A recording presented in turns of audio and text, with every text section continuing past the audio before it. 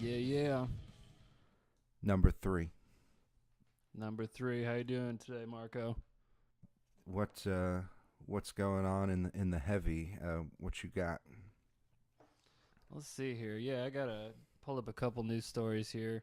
Um, First one I had is Judas Priest is kicking off their world tour, um, and that is awesome in its own right. But what's double awesome here is that it looks like they're pulling out some songs that they haven't played in either years or some not at all. So, All Guns Blazing is one of my favorites, and that's from Painkiller. They haven't played that since '91, and it looks like Take These Chains. They're doing the live debut, so I guess they've never played Oh, that song, which is I a love that surprise to me. song But and that album. yeah, yeah, heck yeah. So I'm pretty excited. I'm gonna catch them. I think they're coming down here in a month or so.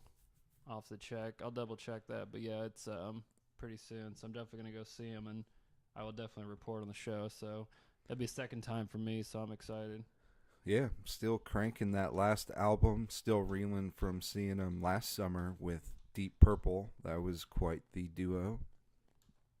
Oh yeah, yeah. You told me about that. That's rad. Yeah, so Halford's not lying when he says the priest will return. Yeah, for sure. Yeah, May 28th and the 29th. So yep, I'll be there. One of those. I actually got an anniversary to talk about on May 5th in 1978. A little band called AC/DC put out a little dark horse of an album called Power Age. Nice. And that's one of those that is just constantly in my car, constantly in my truck. And yeah, I feel like I could almost crank that at any given time. Yeah, that is. I bought that album on what was called compact disc at the time, and it was super hard to find that record. And I remember finding it and just like was amazed that one I found it, and when it turned out to be amazing, it was an awesome time. Yeah, same story. I think I just kept listening to it on a loop for a while. Yeah, I think that's probably peak Bon Scott.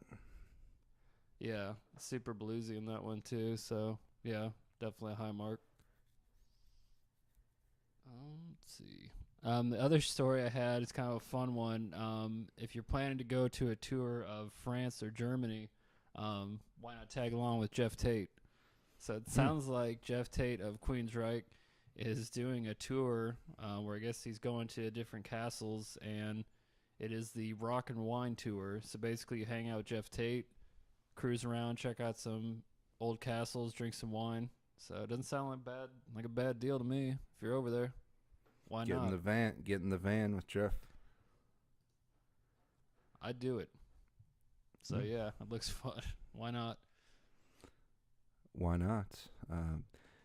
Speaking of that, the Queen Shrike is running hot. I've been digging their latest album, and I actually read that even though things get kind of weird with lineup changes, that Jeff Tate has actually gone up and talked to Todd Latour and told him that he sounds Hmm. great, thinks he's doing a great job. So hopefully That's good. their drama is in the past. Yeah, same. That's good to hear. I That's mean, cool. sometimes you just have to be real. I mean, people like Jeff Tate and Don Dokken at one time were pretty much you couldn't touch what they were doing. Like no other human being. It would be rare to find someone that could touch it, but Right.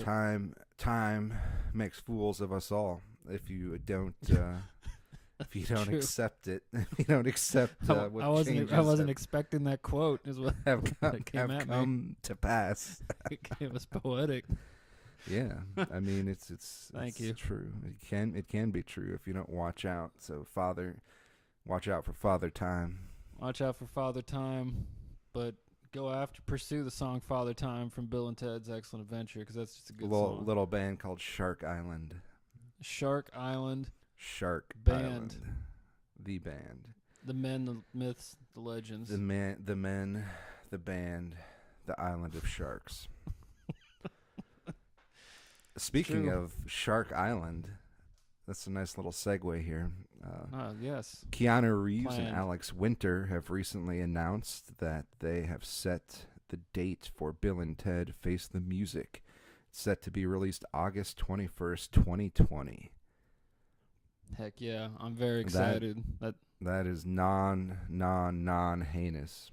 True. We've seen that go back and forth so many times, even while doing this podcast. The state of that movie. So I'm excited that they're taking a step forward.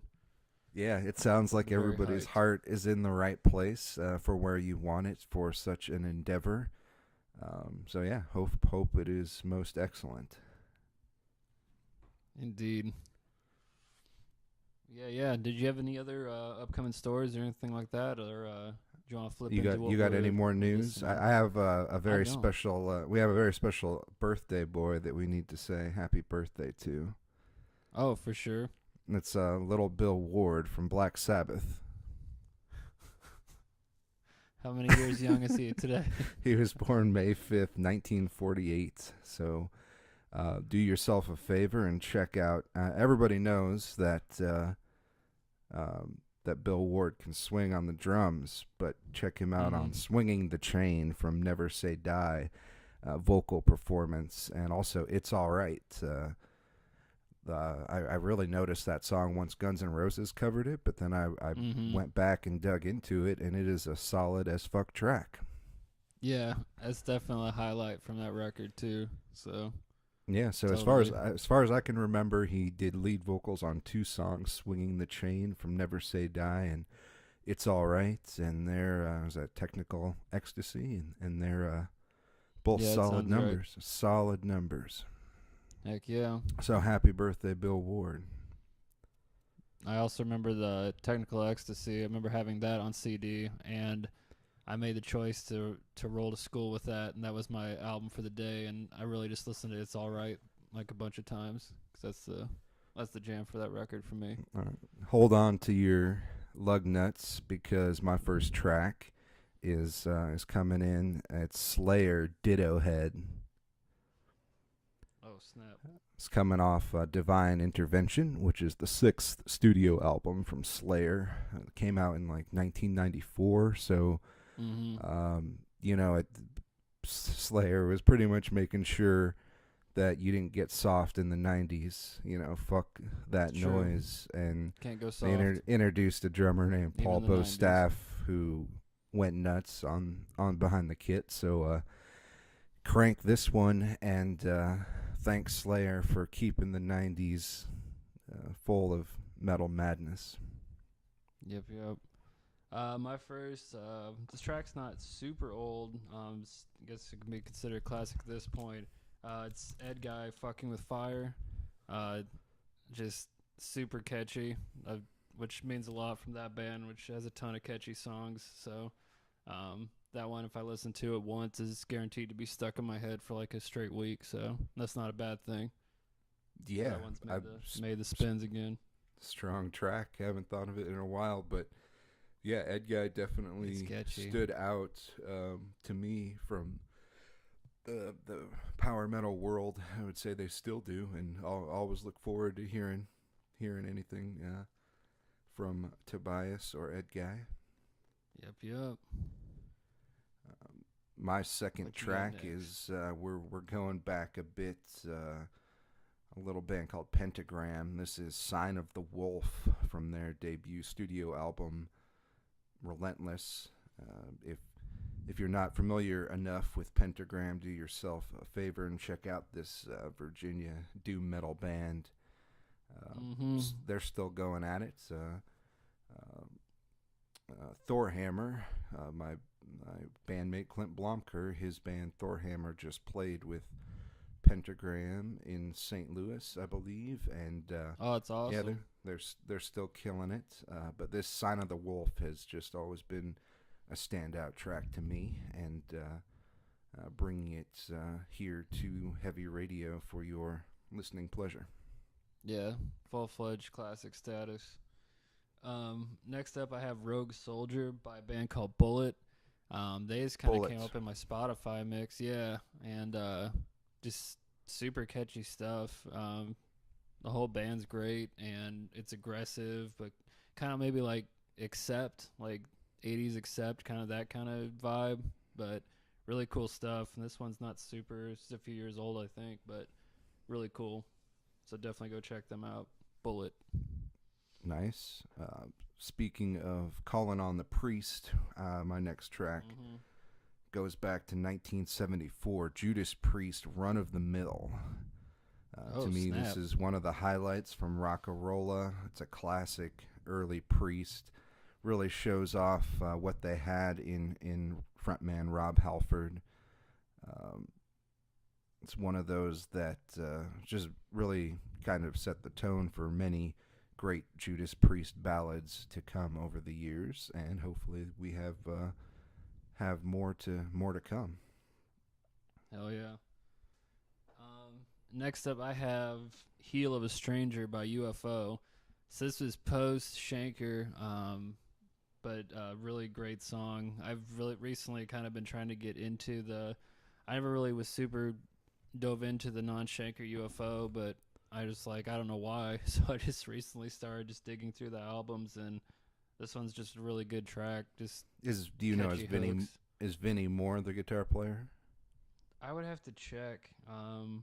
I don't know offhand, Yeah, but yeah, we it's just actually got to support UFO once on the road, and yeah, Vinny Moore was the live guitar player, and he was killing it. yeah, they're yeah, the tracks are just really strong. I don't know. I'm glad I went and dove into them because I just never had before. So yeah, it's really been kind of fun. Yeah, I think they are about to go on their what they're calling their final tour. So if you haven't ever seen UFO, do your best to see them before they're gone. For sure. What else you got for me this week? I got, to me, it was one of the strongest albums. Came out right at the end of 2017. One of the strongest albums from that time. This is Warrell Dane with The Hanging Garden. So it was the second solo Shit. album from Warrell Dane, from Nevermore and Sanctuary. And he Mm-hmm. actually passed away on December 13th. So they Mm-hmm. reviewed it and completed everything they could and put it out. Shadow Work is the name of that album. But this track just, the album is solid AF, but this track really stood out to me. And after the fact, I found out that it was their take on a song by The Cure. So first time a Cure song has been featured on heavy radio, I suppose. Mm-hmm. That's cool Maybe, though. That's really maybe the awesome. only They were time. able to do that. Yeah, that's awesome. They were able to do that and get that music out there. So glad it wasn't just lost to time. So that's cool. Yeah, and it just really to me sounds like Warrell Dane. If you were into Sanctuary or into Nevermore, and you haven't gave it a good listen, I think you should. My first of the new tracks is Regrets by Enforcer. I think this is one of the new singles they're pushing. I know they did a video for it. It's really cool. If you've been listening to Enforcer for a few albums now, this is kind of a departure in a little ways, kind of being a ballad, and it's cool though. It's really cool. I like where they're kind of going and experimenting and pushing out. So the new album, I'm still in the process, kind of re-listening to it, and familiarizing myself with the music. And this one's just really cool and was definitely a standout so far. Yeah, I was listening to that record Friday night, and I have their catalogs to date, and I think it's really strong so far. Yeah, heck yeah. And did you say you had two tracks left? Yep, I got two more. Okay, I think you go ahead with your next one because I got one left. All right, sure.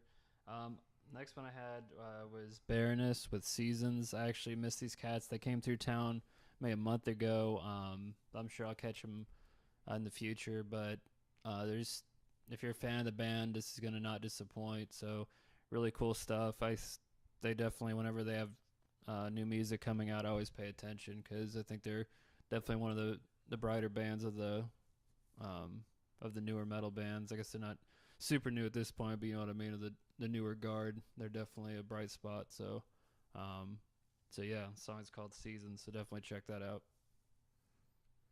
Hell yeah. And my last track for this week, it is Skullfist with Better Late Than Never. So that's Awesome. from their most recent release, The Way of the Road. Just happens to be, I think, with Enforcer and Skullfist featured on the program, that we got two really great up and coming bands that have really proven that they got what it takes to put out some great albums. They've already started, and I think they're really both on the way up.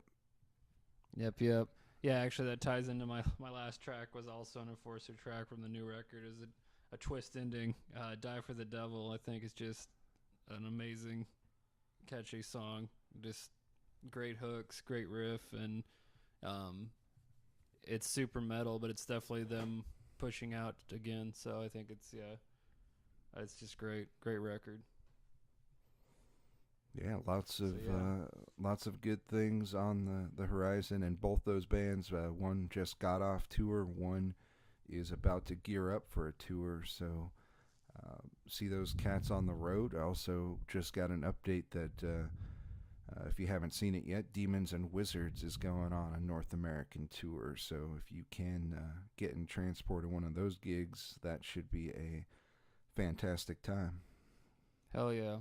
Yeah, I'm excited. They have new music coming too, don't they? Or did I make that Yeah, part up? that's what I understand.